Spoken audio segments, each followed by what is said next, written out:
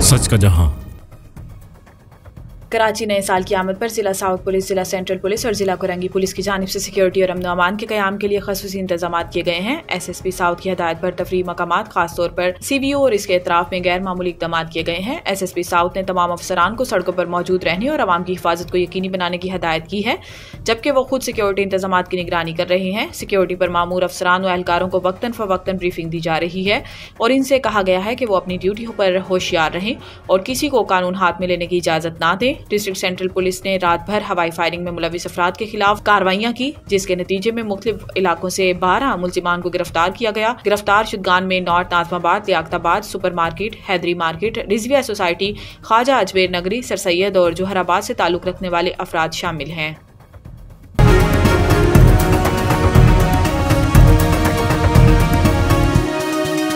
हमारा जहां, सच का जहां।